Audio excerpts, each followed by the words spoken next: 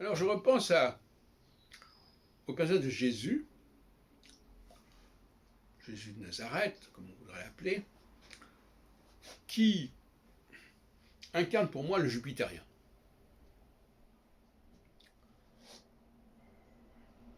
C'est-à-dire qu'il incarne le personnage qui vient changer les pratiques, les renouveler, les ressourcer, et qui par là même s'oppose forcément aux Saturniens, au point que ces Saturniens veuillent le tuer, ou le faire tuer.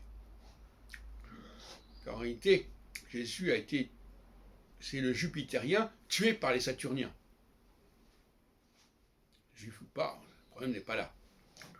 En l'occurrence, il s'adresse à sa société qui est juive, forcément. Donc, forcément, c'est à cela qu'il a affaire, mais en réalité, c'est pas tellement les Juifs en tant que tels, c'est le peuple auquel le Saturnien, le Jupitérien, s'expose.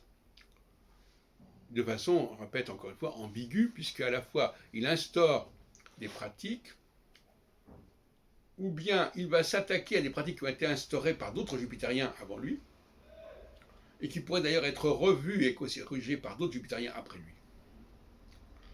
Mais ce qui nous intéresse ici, c'est les conditions de sa naissance. Ce n'est pas très clair, évidemment, ce qu'a raconté l'Annonciation à Marie, etc.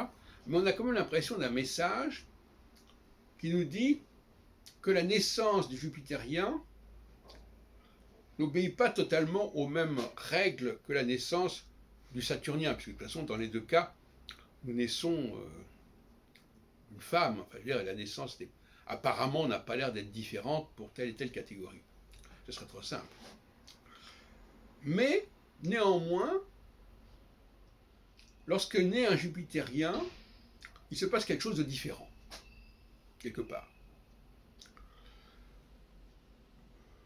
C'est ça qu'on est en train de nous dire. On ne nous dit pas exactement de quoi il s'agit, mais cette naissance qui est assez rare. Les Jupitériens sont rares. Rien à voir avec ce que dit l'astrologie. Et leur naissance est certainement correspond à une intervention, peut-être quelque part. Une intervention divine qui fait que l'enfant qui va naître ne sera pas un enfant ordinaire, en quelque sorte. Bon, est-ce que la femme est prévenue de cela ou pas? Une autre question. Est-ce que la femme tombe enceinte comme ça? On n'en sait rien. Mais ce que je voulais simplement dire, c'est qu'il y a un message. Et pour moi, ce qui est important dans la lecture des Écritures, ce sont les messages. Il faut les décrypter, il faut les repérer, ces messages. Ce n'est pas évident.